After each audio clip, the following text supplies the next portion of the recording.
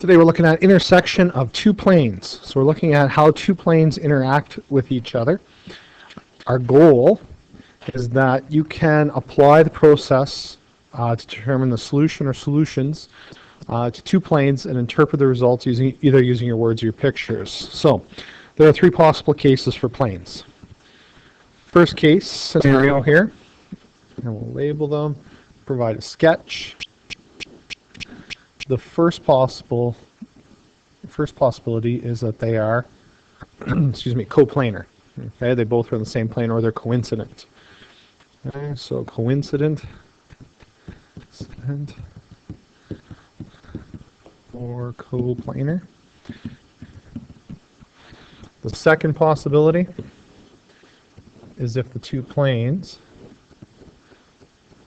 are parallel to each other. So we're going to just shrink my two planes down a little bit so they fit.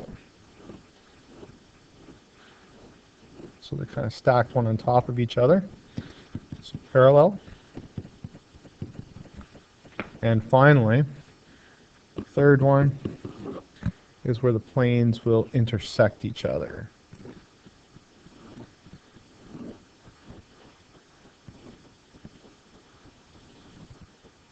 And you can tell such a great artist when it comes to this. Try that one more time. So we end up with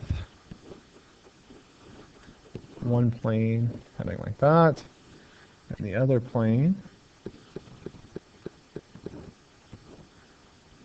will look like that. And we end up with a intersection, and the intersection with those two planes turns out to be a line. So fix that up to make it look right. That's what you'd be able to see. And the intersection of two pieces of paper would in fact be a line. So we don't have a single point of intersection in this case. So we call this a dependent system. So your possible outcomes or answers for these questions are either your answer is going to be two planes are coincident or coplanar. It's going to be parallel, or we have a dependent system. So those are the three options here. Let's talk about kind of the shortcuts or checks we can do in order to save ourselves some time. So the normal from the first plane there, the larger plane, versus the normal from the second plane. When you compare them, you know that they're going to be heading in the same direction. So if normal 1 is a scalar multiple of normal 2, where A is an element of real numbers. So if we have a scalar multiple, we have the possibility of coplanar, and, so there's an and in here, so not an or, but and, T1, the constant, is the same multiple as the previous A used. So I just want to make a note that these A values have to be the exact same. All right, and that D2 is the constant that comes from the equation in standard form. If we look at our second planes, we'll notice that N1 and N2 also perpendicular to their respective plane. Very similar to the coincident.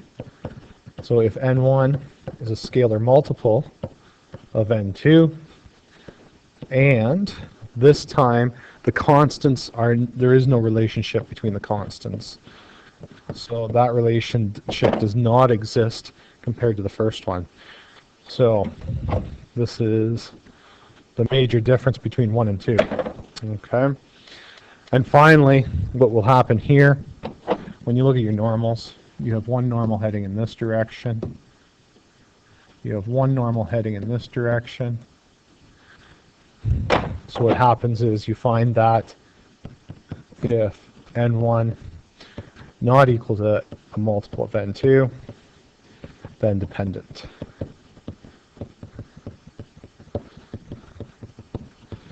And back here, I guess I have to put that in parallel.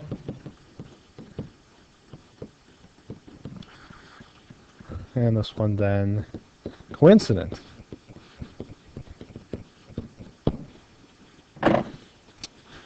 right, so example, determine the intersection between the two planes for the following.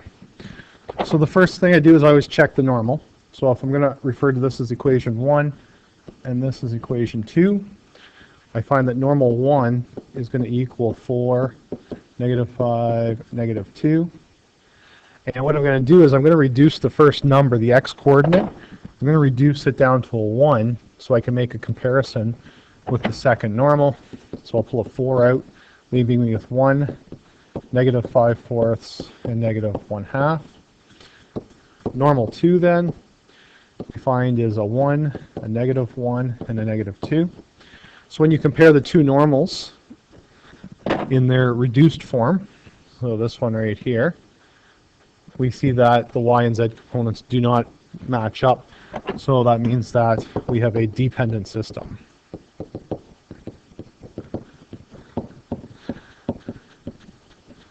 A dependent system. So we can now go ahead and solve this using the method I'm going to show you right here. You have two equations, three unknowns. So we're going to have not enough information to solve it fully. So when you write this out, it's going back to your grade 10 years, and we're going to use elimination. Minus 2z minus 1 equals 0.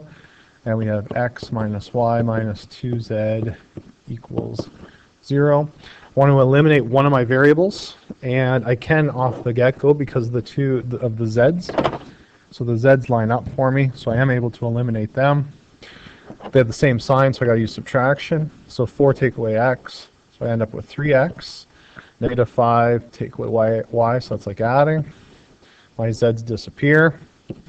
And, whoops, I have -1 take away 0. It's -1, and that's equal to 0. So, what happens when you get down to one equation, two unknowns? We know it's a dependent system. So that means that there are an infinite number of solutions. And we know that there is an infinite number of solutions. So that means that one of the variables we're going to set equal to t. And it doesn't matter which one you pick. So for argument's sake, let's set x equal to t. So that means that 3t minus 4y minus 1 is equal to 0. So I'm going to go ahead and solve. Oops, I forgot to let t as an element of real. So here's one solution, or one part of the solution. Here, I'll move the 4y to the other side. So 3t minus 1 equals 4y. Or y equals, divide everything by 4. So 3/4 t minus 1/4. So there is my second component. And now I need to find a third and final one. So I'm going to use the second equation, equation number 2. So using equation number 2,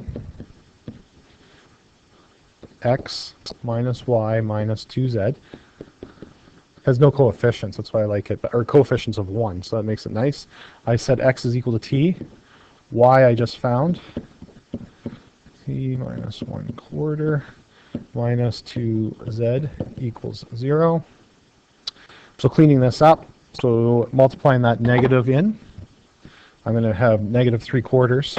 So that means I'll have 1/4 t plus 1/4, and I'll move the 2z to the other side. Divide everything by 2. Z will equal 1/8 t plus 1/8. If people let a different variable equal t, the answer is going to look different, but it's still the correct answer. So it depends if you would let z equal t or y equal t, or you can really do whatever you want. It doesn't matter which one you pick as the one you're setting equal to t. So therefore, the line of intersection, it just makes it tough to compare when you choose. If the person beside you chooses x as t and you choose z as t, your answer is going to look quite different, and they could look different from that in the back of the book, but they're still correct. So keep that in mind. So the line of intersection is L1 equals, and I'm going to write it in parametric format, x equals t y equals 3/4 t minus 1/4, and 1z equals 1/8 t plus 1/8. So there you go. That's how you find two planes that intersect. So just continuing along with the note here, I'm going to do, actually what I'll do is I'll finish these two examples up in the next video and be short that way.